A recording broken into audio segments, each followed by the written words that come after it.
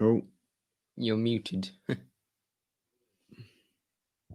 And that's just what I was going to say. You can tell it's hot again down in East London because the keyboard is not responding and everything is sticky again. Welcome to Together Unlocked. No inappropriate laughter there, please. I'm Ju Gosling, also known as the artist Ju90. I'm artistic director of Together 2012, who are bringing you this live stream today. With me in my East London studio is our chair, the artist Julie Newman.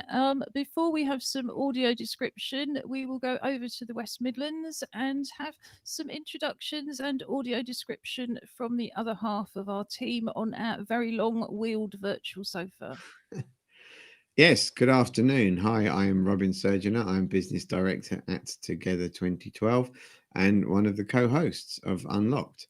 Yeah, we're up here in the West Midlands studio, and the weather that London has been having has finally reached us. It is gorgeous outside today, which is great. So, who am I? As I said, I'm Robin, and today I am sporting nicely slicked grey hair, no rimmed black armed glasses, cleanly shaven, and I'm wearing a checkered salmon grey and white checked shirt with short sleeves, proper button up posh one, something like that. Sounds about right. Anyway, what do you think, Josh? I mean, just about. Thank you. You do like to waffle on with unhelpfully descriptive descriptions. So I am Josh Surgener. I'm also one of the hosts of Together TV, and I am a PhD research student. I have swept over long blonde hair, a little bit of some face hair growing, because I haven't shaved it yet. And I'm wearing a blue t-shirt that has a kind of white neck collar area, and then I'm also wearing a light blue base layer because it was very cold when I got dressed this morning, and I had to get up at 5 to go to work. And was that virtual work? No, that was real in the world work. It was very scary. Oh, we might hear a bit more about that then, because we always have a chat about the weekend on a Monday. But first, as previously, I'm Ju Gosling. I have a short, self inflicted, hennaed red corona crop, mostly hidden under what I'm told is an adult hairband.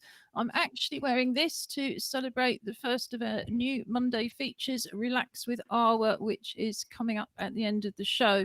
I've also got, in celebration of the continuing summer, an orange t shirt on which says, I believe, hot tuna with a picture of a fish on it.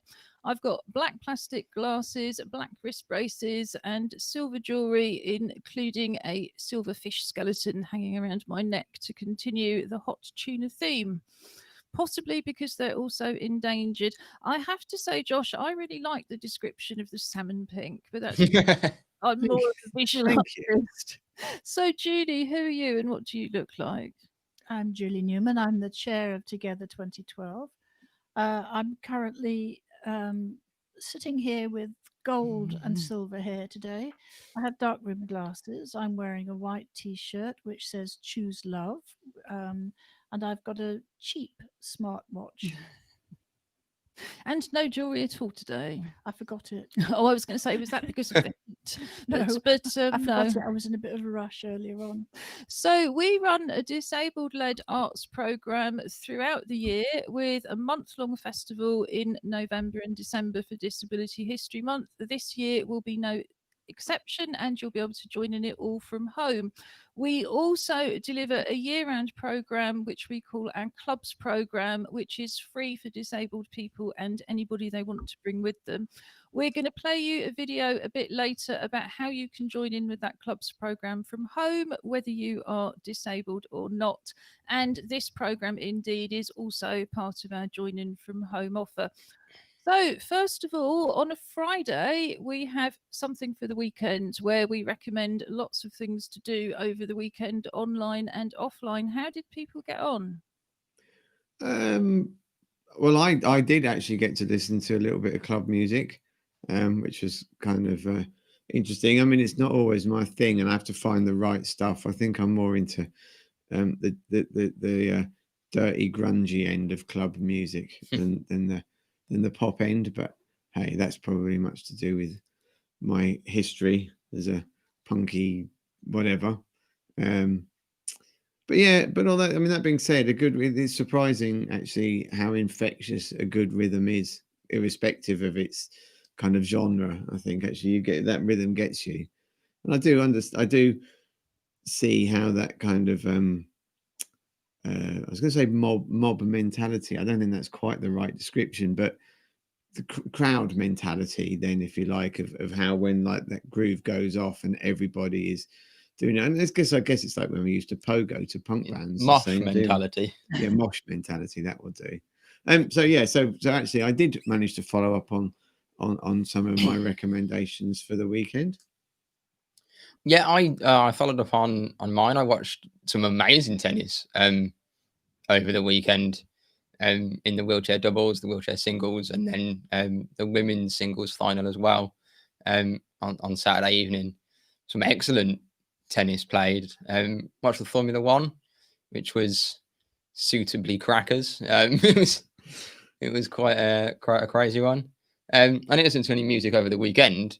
I do like a bit of kind of dance music, kind of hacienda type kind of rhythm. That's way before my time. I know. You can't really go anymore. I don't know if it still exists as a club, but or at least not in the Actually, but not in the style of where the name comes from. Anyway.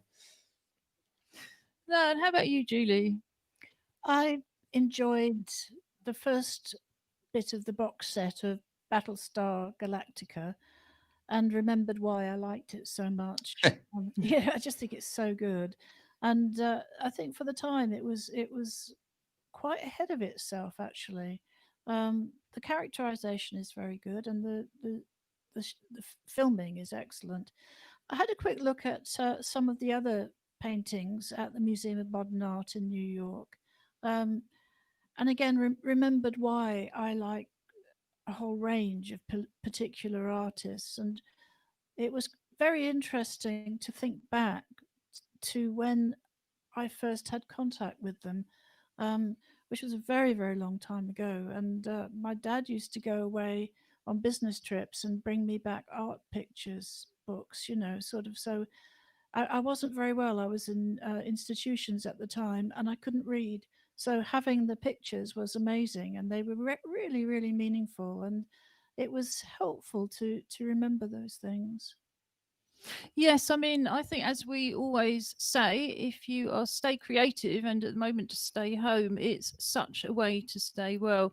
I've spent most of my weekend doing DIY, or as Julie said on the phone, she's doing it herself.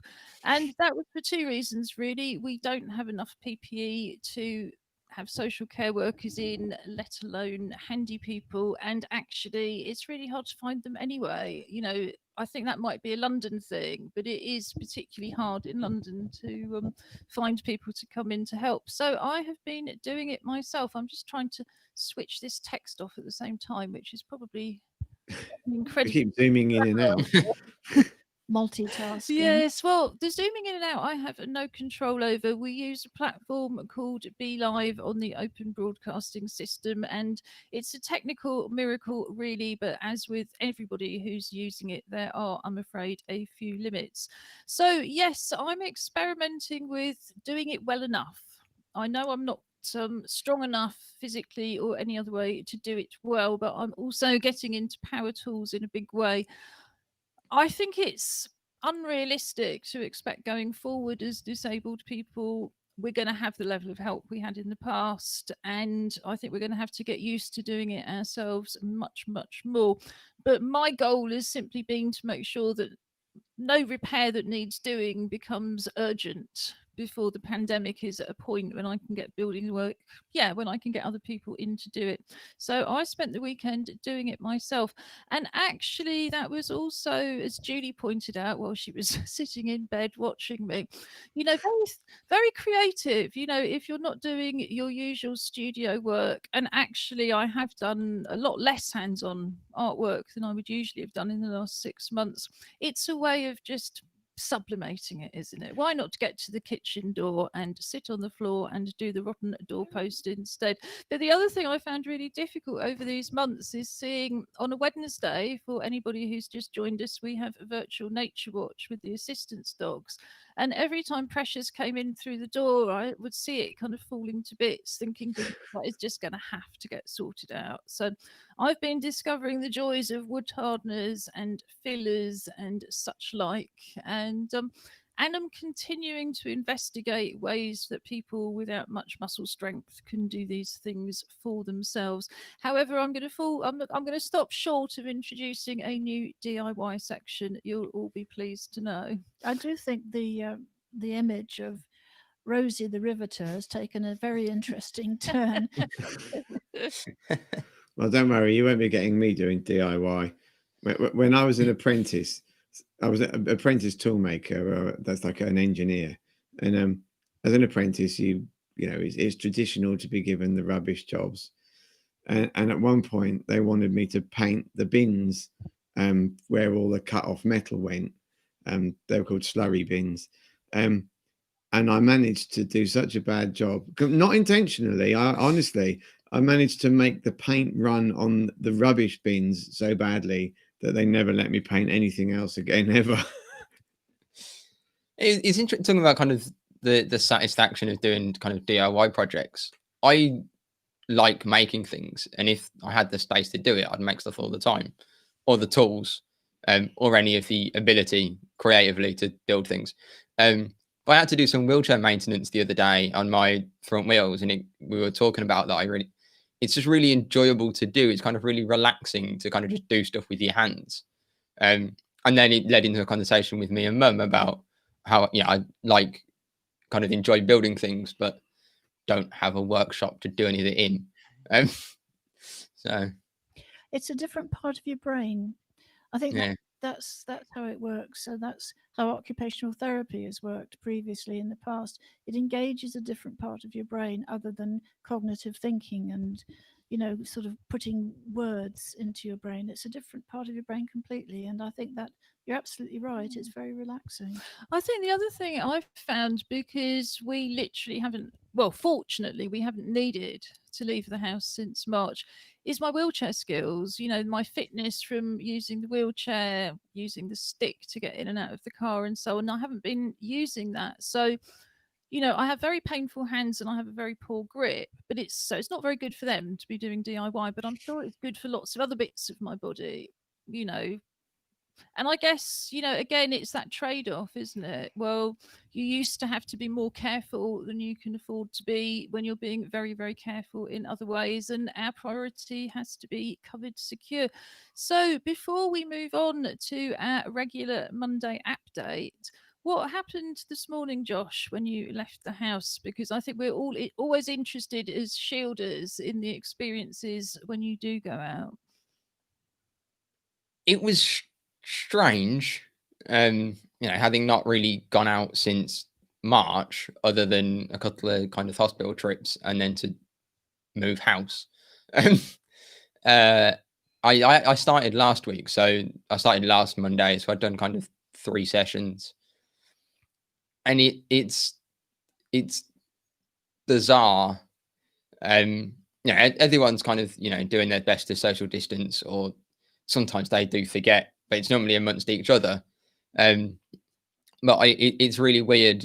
I've kind of turned into a germaphobe almost. Anti-back everything.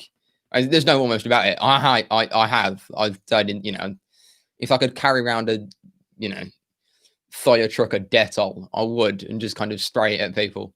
But yeah, I always I keep catching myself, like you were talking, and I just kind of back slowly away, even though it's kind of 2 meters. I keep doing it, and I almost kind of catch myself going, almost going to apologize, like I'm not being rude. I'm like, actually, no, like I'm I don't need to, like, I'm just kind of keeping my distance. So it is strange, and it is something to get used to, but it sounds like you're doing everything the government wants you to do and the community needs you to do, which is do what you have to do, but do it carefully. And, I think all these comparisons with flu are very unhelpful, not just because it's much more severe, but because it's much more contagious. And that's the real reason for, people think these things are extreme, but COVID is as contagious as Ebola. Fortunately, it's not as dangerous as Ebola, but it is as contagious as Ebola. So I must say, I'm waiting for the smart clothing. I'm happy to go about in a back brace. I'm happy to go about in a wheelchair. I'm happy to go about in a spacesuit. Please, please, please, can we soon, before the winter's end, have some proper protection? Yeah, I mean, I just think it's time for us to have our spacesuits that we hose down at the front door. And Trillar, if I can breathe in a mask, I'm sure I can manage something else.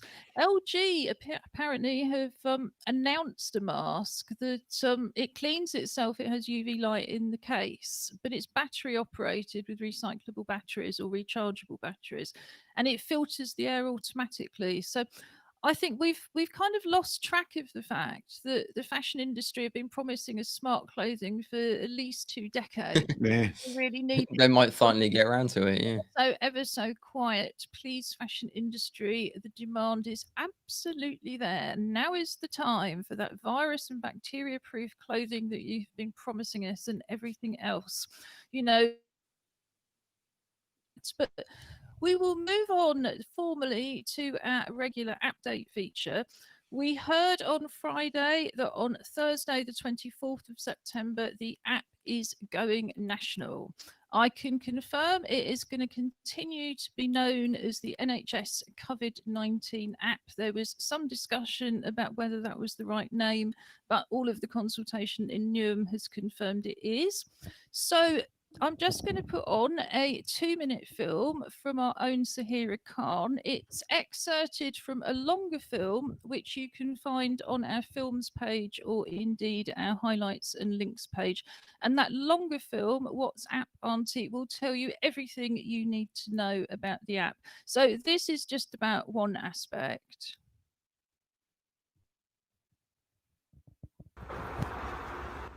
What's up, Auntie?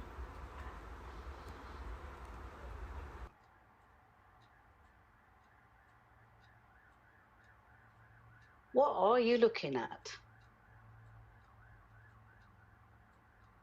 The new NHS COVID-19 app, Auntie. What's that?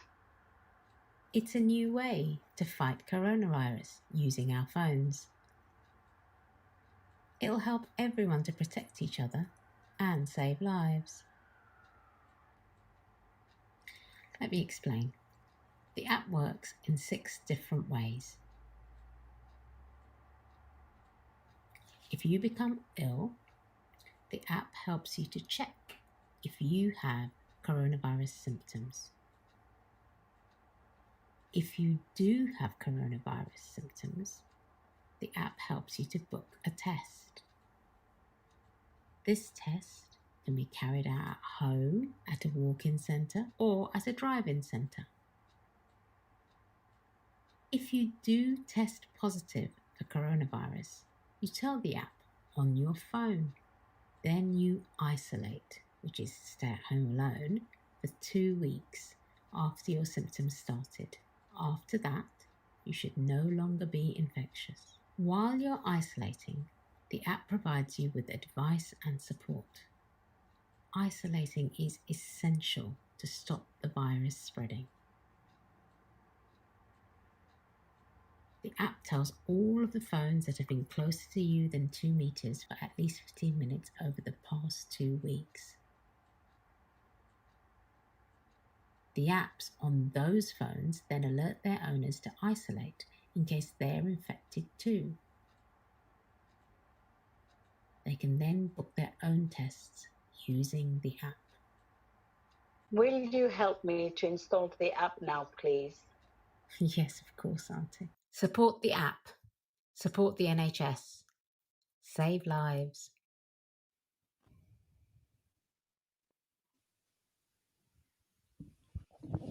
So that was Sahira Khan with Radhika Bainan and Sarifa Patel doing the voiceovers.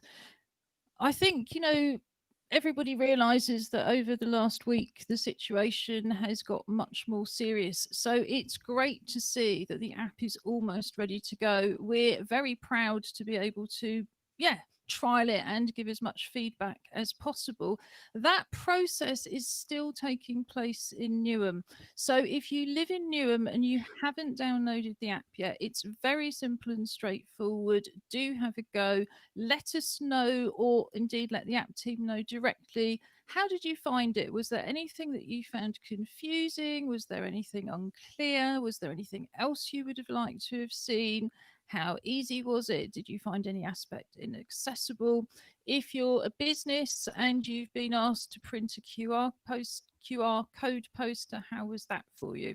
But if you don't live in Newham, we still want to know, generally speaking, what do you love about apps? What do you loathe about apps? What are your favorite art apps? And anything else that you think you can tell us that could be of help. We know there are problems with the testing and so on. I think that's just inevitable when the whole country and indeed the whole world is competing to set up systems that they've never done before and they had no notice of. But if you look at the effectiveness of the app, if just 1 in 5 of us downloaded it, it would be more effective on its own than test and trace on its own. So it really, really shows the benefit. And if you look at the test and trace data at the moment, sorry, I have a phasia which really doesn't help on these occasions. If you look at that data, a lot of people can't supply their contacts because they don't know who they were. You know, they sat next to somebody on a train for an hour and a half, but obviously they don't know who they were.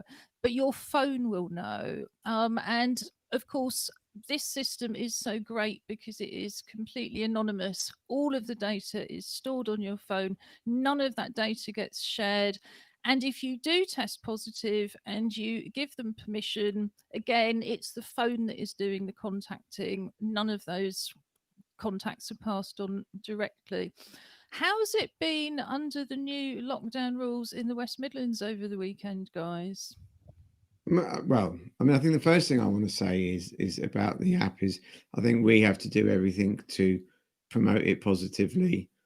And as soon as, you know, if you can get someone from your way to do some, 15-second pieces just saying it worked for me, we've done this, how easy it was, to really engender trust in the process, because as you've just said, you know, there is some testing issues, and we want to make sure that there is faith in the process of using the app. Otherwise, people just won't use it, and that would be disastrous, irrespective of the financial cost. In terms of Birmingham, I mean, I think not a huge amount of change from our point of view, because we've, like yourselves, we haven't been doing lots of, partying as such. The sports stuff is going on because it is in that controlled, safe environment. But I think I only think it's a good thing that they're not, they want to make sure that they prioritize schools over pubs, for example. I mean, whether, it is really, really important. The biggest change, I think, is that they've announced that in-school children, senior school children, now have to wear masks when transferring anywhere around the school. So the only time they shouldn't be wearing masks is in classroom, and when obviously eating their lunches when they're in that static position. Yeah, I know, kind of, obviously Birmingham has additional lockdown things, which I think come into effect tomorrow. Why they waited kind of 4 days, 5 days, it's a separate conversation. But anyway, no publicity. Yeah, there's no real publicity, and kind of things that I've seen or kind of heard on local news, or joke, things on Facebook or whatever that you see through the friend of a friend of a friend. It's like, well, they're not going to know, are they? And it's like, that's not the attitude that we need, I think. But on a positive, with the app, it's launched at the end of September, which is great because that's going to kind of coincide with universities going back. I think Welcome Week is this week or next week for lots of places.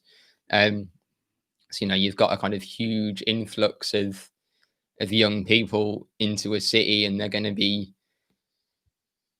mixing as much as universities are kind of doing their best to do things online and stuff like that. You've still got to kind of move into uni accommodation, and there's going to be things that you kind of have to go to in person, to kind of enroll and all those types of things, pick up all your stuff.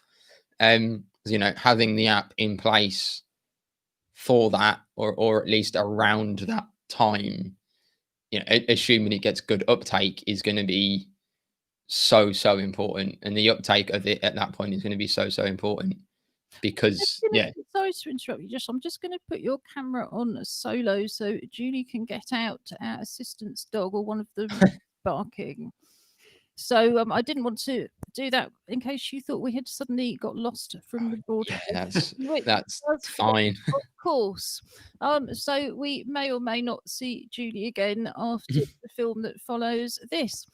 Yes, I mean, I think the great thing about the app, like I say, is it's automated. It's not dependent on anybody else. I'm going to say. Yeah, I think what Julie was saying, the app runs in the background. You don't really need to, other than kind of the initial sign up and put in where you are, in order kind of for your local area, and then it can direct you, if it needs to. That you don't need to kind of go in and say day to day, I was at home for 6 hours and I was somewhere else. All you need to do is kind of walk in, scan a code on the wall, pop your phone away. That's it. I mean, I would hope that actually the student unions are being given like a whole positive role in making sure that all students are aware of it and what have you, so that it has actually go out to everybody, to as many people, and so that the unions themselves, so the university buildings, for example, and bars, make it almost a compulsory thing, so it becomes becomes almost habitual. Or look, there's the QR code, I'll go and do it. Yeah, and I think compulsory, and I think that's something to be clear about what they call hospitality venues. If it's something like a student bar, a restaurant, or a cafe, one of the changes the government announced last week was that it is now compulsory to take people's details.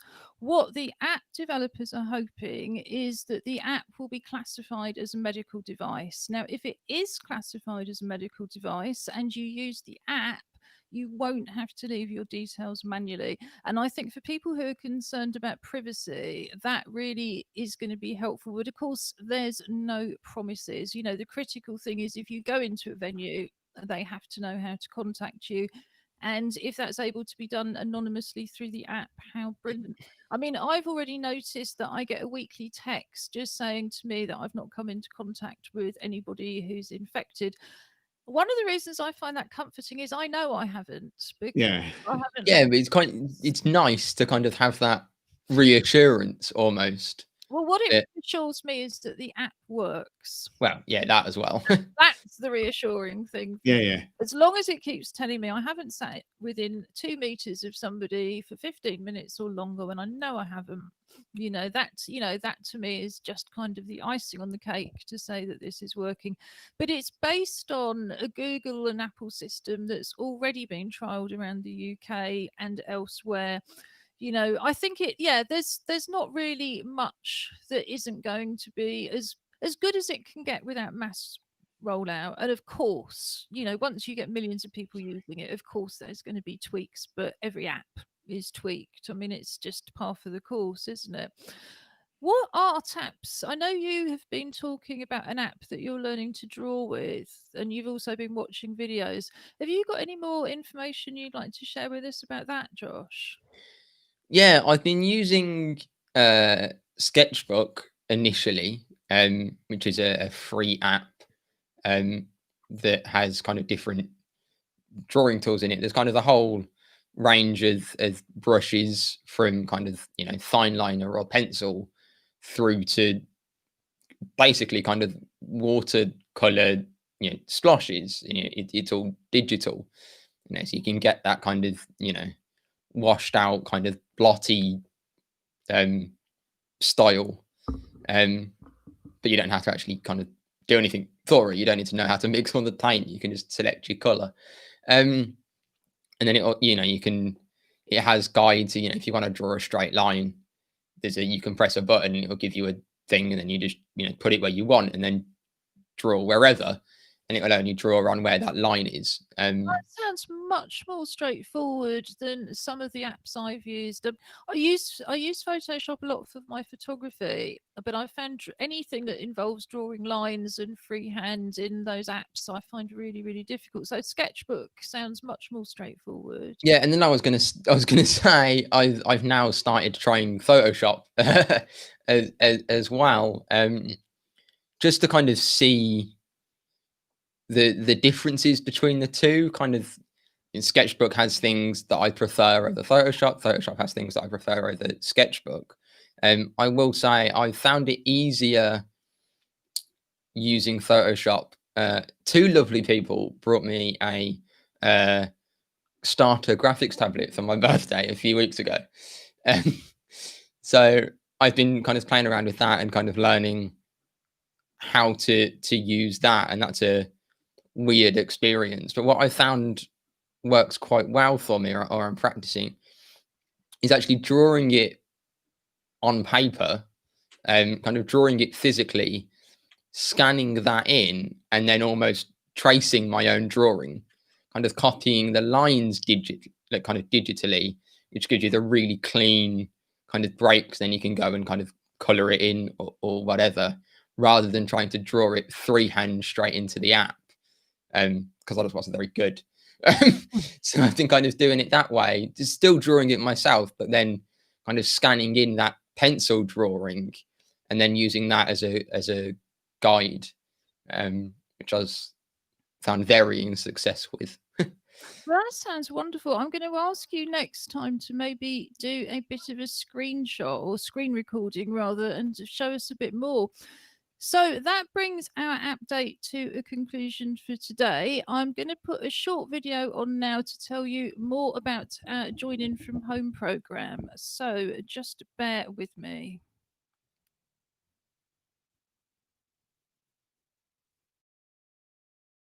Together 2012 is running a Join In From Home program from our website, together2012.org.uk.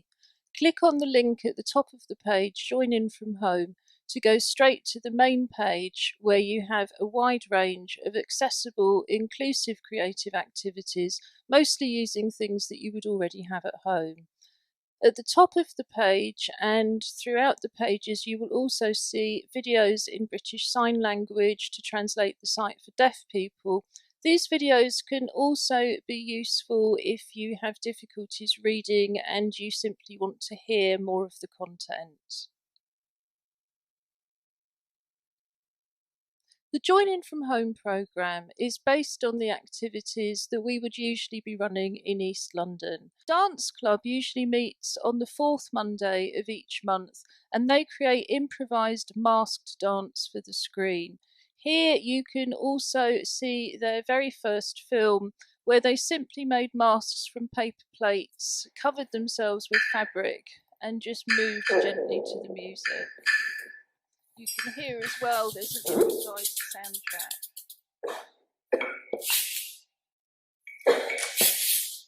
So we're suggesting that you make a mask out of anything you can think of. It could be a cardboard box, a paper bag, a paper plate, as in here. Video yourself dancing in it and then share the video with us. We will show it on screen, and we will also enter it into the dance programme of our film festival, which we run every December. If you're temporarily or permanently chair-based, there's also a warm-up you can do here, created by our associate wheelchair dance company Folk in Motion, and that focuses on relaxing your upper body and improving your breathing. The Photographers and Filmmakers Club usually meets on the second Monday of each month.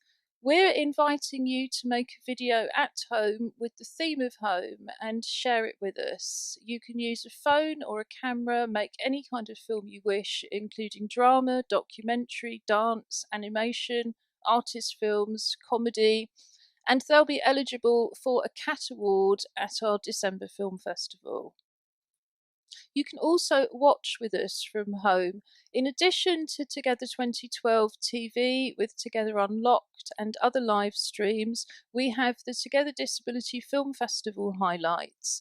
Each year we run the International Together Disability Film Festival in Stratford, bringing together a wide range of films by disabled filmmakers, as well as films about disability issues and disabled people.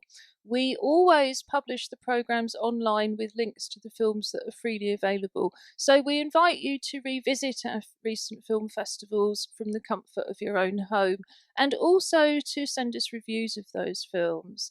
And finally, you can sit back, relax, and enjoy videos of past live performances, artist talks, and creative workshops that we've produced in the past here.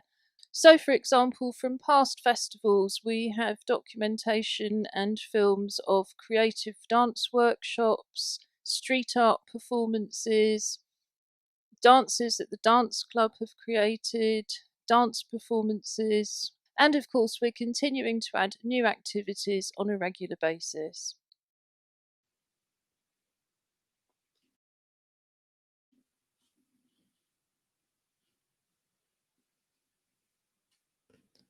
We're not hearing you there, Ju, yet, I'm afraid. Some strange things going on with these electronics today.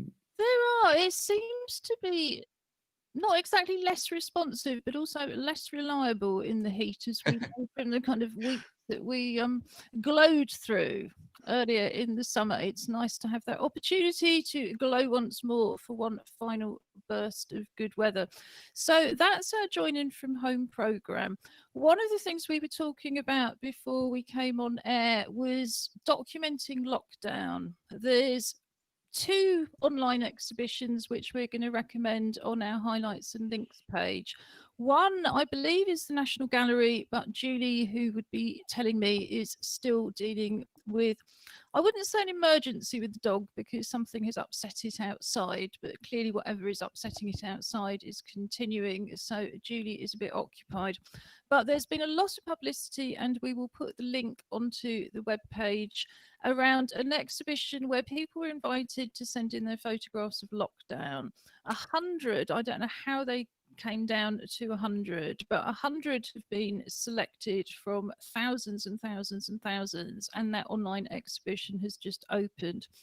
At the same time, Disability Arts Online, which is, as you would expect, the National Disability Arts Online magazine, which has really come into its own this year, has been hosting artist blogs about lockdown and making, their work in response to lockdown. And we thought it was really interesting to sort of look at slightly different approaches. There's one that's on the BBC website this morning from the 100 pictures that really stuck in my mind, which is a child has used a camera to photograph mum cutting dad's hair with the dog's clipper, which is what I was using. And the sort of expression of horror on this man's face is very, very funny indeed. There's another very kind of striking image of a child kissing an old lady through the glass, which I think is that sort of contact that became so familiar. But I think with the Prime Minister talking about a second lockdown being possible and indeed likely unless mass testing comes along, and for all of us who are in the shielding group, and of course, I believe 10% of the population is currently subject to some kind of lockdown at the moment, not just the West Midlands or the Northeast and Northwest either. So we're still living through this. And I thought just to talk about, well, how do we document in the future? How do we document going forward? We've just recorded with Julie a very interesting interview with a photographer called Tim Body, and we're going to play that next Monday. And Tim was talking about how, and again, it's all been featured on the BBC website. Tim was going out gathering plants in his hours prescribed exercise that he was allowed to take, and then making prints out of them using emulsion that he created from vegetable juices. So the whole thing is absolutely fascinating. Wow. And again, I think he made over 157 prints and selected, I think it was either 15 or 17 to exhibit on the website. So I think there's that curating process. You know, how do you look at your own work and think this is what really represents lockdown to me, or this project to me? I've been joined, for anyone who's visually impaired, by Leonardo, who's a long-haired, fluffy black cat, who's decided that he's going to co-present instead of Julie. As you can imagine, we have no control over our animals during lockdown. So we have a page in the main menu, the same sub menu of the Together Unlocked TV page. As you will find highlights and links, you will actually find a whole page about the random animals that wander through. Leonardo, I think, is just taunting the vet, because could we find him and catch him on Saturday when he was due for his first vet's appointment since lockdown began? No, we could not. So I think he's just giving a little defiant wave, and he's gone off again, but he's not far away. So I suspect he may be back, or indeed another one. Now, Robin, I wanted to go on from the documentation. The challenge that we have, as we saw in the video, for everybody at home is to make a film with the theme of home. Now, that could be documenting lockdown, or it could be something completely different. And as we say in the film, it could be a documentary, it could be a drama, it could be a comedy, it could be an animation. I know you've mentioned before that you found this a real challenge, and I thought that was an interesting place to start. You know, where do the challenges lie in documenting our own environments, whether we're going to do that in a kind of documentary journalistic type fashion, or whether we're going to do something creative and dramatic from it. Yeah, I mean, for me, it's about trying to work out a different methodology. I could write a poem or a book, or well, maybe a book would be a stretch, but you know, I could use words quite happily, but I don't want to. You know, it's about, you know, that's what I do normally, and you know, actually saying, well, okay, how else might I do this? You know, what does home mean to me? Where and I have something in mind, which, as I said, I can't yet share because it might just turn out to be complete and utter lunacy. But it's a different question, because most of my creative writing is about my encounters with the outside world, and if I'm going to write about home, it's about my encounters with my inside world. You know, and it's, you know, it's different because I don't have the same restrictions and things to write about. You know, when I'm writing disability arts songs or poems, it is about critiquing those moments of hilarity, frustration, protestation, barriers, failures. Whereas at home, you know, I live in an accessible bungalow, and so I don't have those. So it's fine. I've got to find ways that things that are interesting, because you know, I wouldn't want to foist anything on somebody else that I wasn't even interested in just because it happened to be about my home. And I think that's, you know, that's you know, maybe sometimes, you know, you do one, I as an individual look at some things and go, well, how was that interesting? And I wouldn't want anyone to be looking at my thing and going, well, and You see, so I wonder whether as disabled people, we're perhaps not as confident, which would be unsurprising. And one of the reasons I say that is I've been working very hard on the Together 2020 Disability History Month Festival. Viewers will know that I've been saying this for weeks, and there's a very simple reason for that. We have paused the work while the app is being piloted in Newham. You can't really do two projects in the same way at once, but we have a great festival coming up. But what struck me from all of the artists, whatever stage they are in their career and whatever age, is a real nervousness about going on video, and particularly to do anything live. And of course, that's the lifeblood of a festival. It's a live event. If it's going to be live on Zoom or live on YouTube, you know, it's still going to be live. And yet so many people don't seem to have any problem at all in getting in front of a camera and live streaming about all sorts of complete and utter rubbish. And here you are, you know, a multi-gold medalist Paralympian, you know, somebody with a massive profile in all sorts of fields, and you're still thinking nobody would really be interested. So I just question kind of whether, when you look at kind of, I mean, if I go back donkey's years, because I'm 58, you know, and I go back to my PhD, one of the things that became apparent, and people have commented on, is men write about their school days and women don't. And if you look at biographies and autobiographies, I should say, men write about their school days in all sorts of detail, and they assume everybody's going to be interested, and women don't for the same reason. And it's such a, I mean, I ended up doing a memoir about my own school days just because there was nothing there.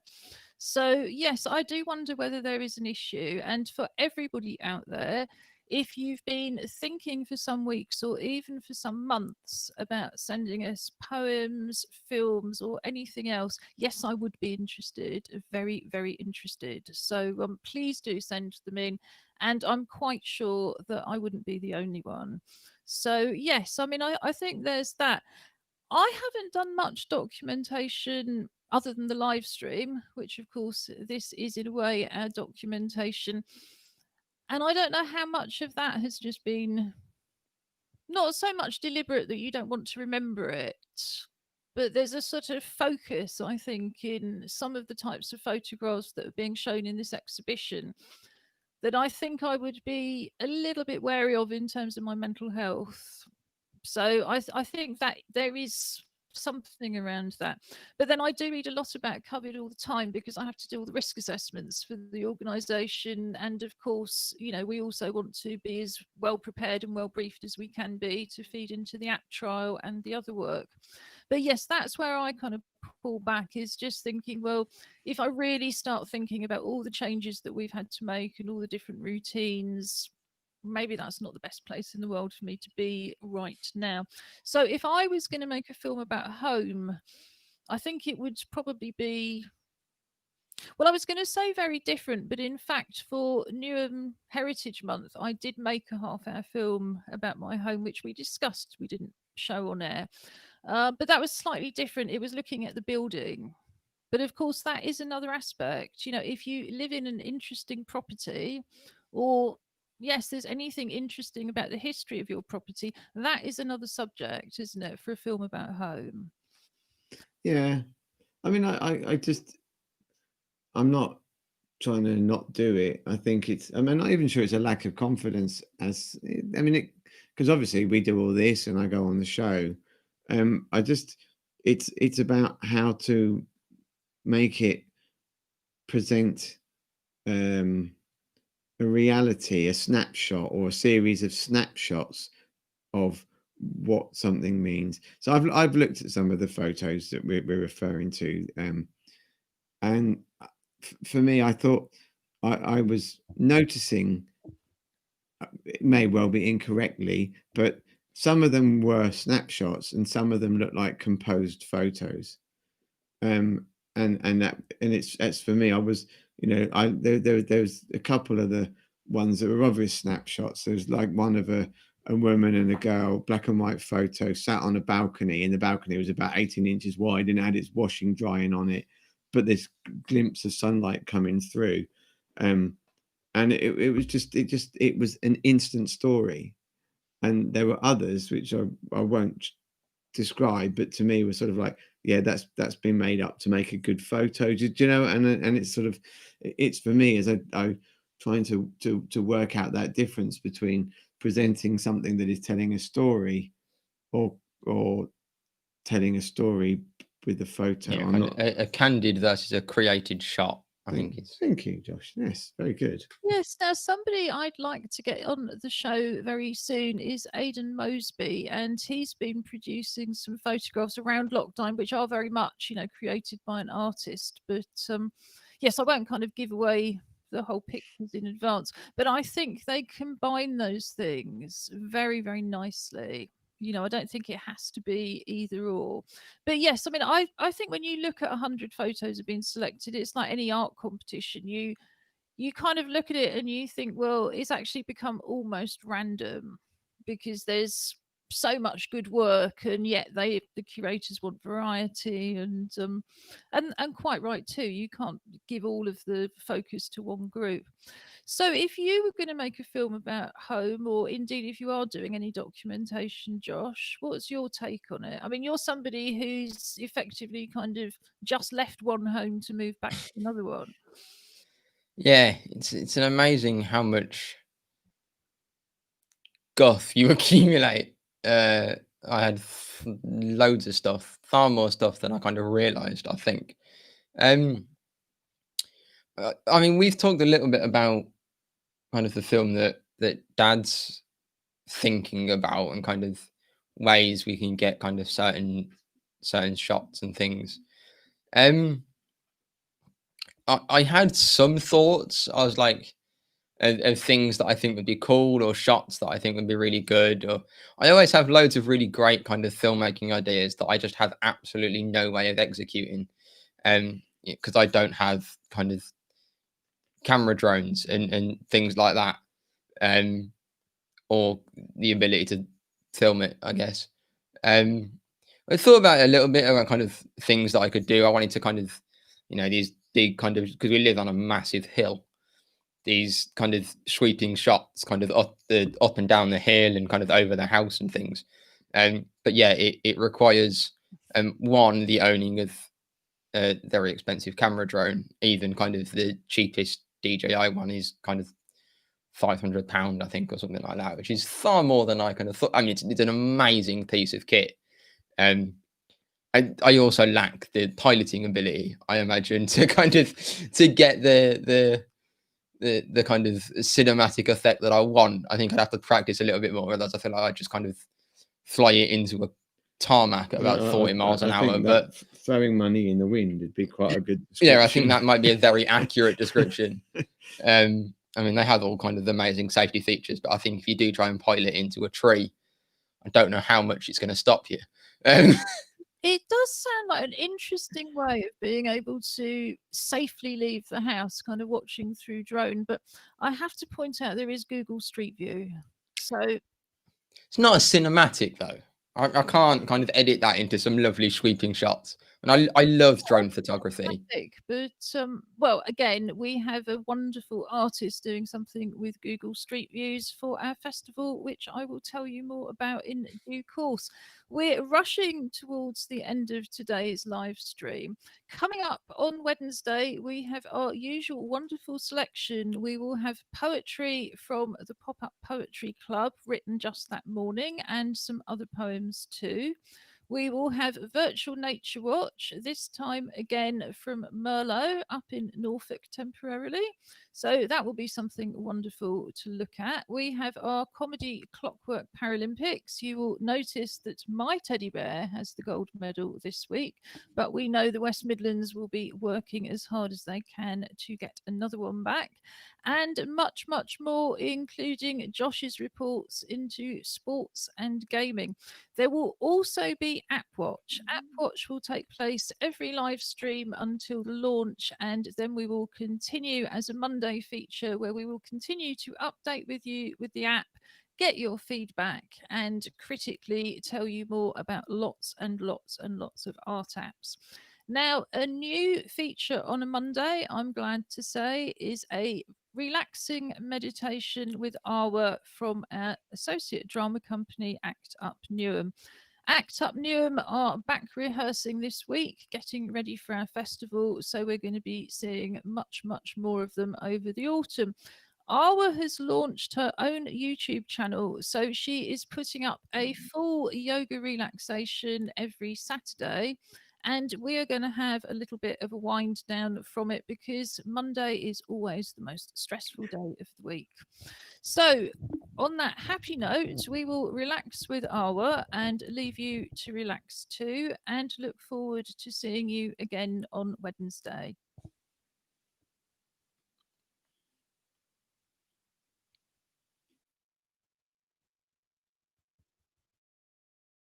first of all, we are done today. A deep breath in and out. In and out. Now, you are in your favorite place, wherever that may be. You're in your favorite place. There's nobody around you. It's just you and the sea. And this sea is the color yellow. It's a happy sea. It's a lucky sea. Breathe in and out. All your worries are in one hand. You are going to throw it into the sea. When you throw it into the sea, you feel happier. You feel relaxed. You feel like a new person. Now, imagine there is a rain. The rain is coming down on you. That is not cold water, it's hot water. It's falling down on you. It's falling. You are on your own. No one is with you. Tightly by yourself. The rain is coming down, down, and then it gets very heavier. Down, down, down. But you are not afraid of the rain. You walk through the rain. Many trees are in your way. You put them out of the way. And then you reach to an island. An island of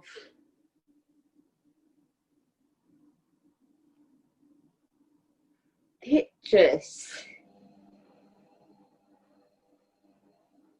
Pictures of you when you are happy, when you are sad, when you are feeling emotional.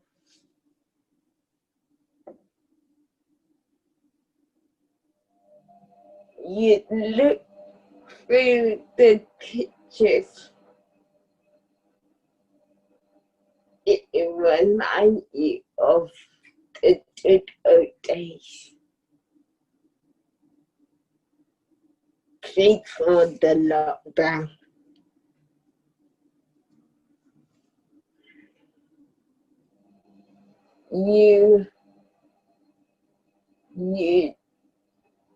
You sit on the island in front of the sea. Now it's not raining. But you see a big sunset in front of you. So you get your pad and your pen out, and you are going to draw the sunset.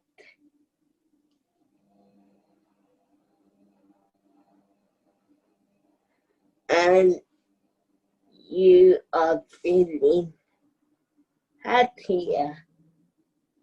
See, all your worries are in the sea. They're not in your head anymore. So when you are feeling sad, even when you are feeling happy, just remember to go back to that picture of you in front of the sea, in front of the huge sea.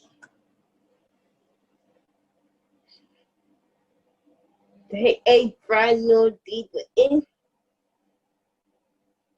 and out.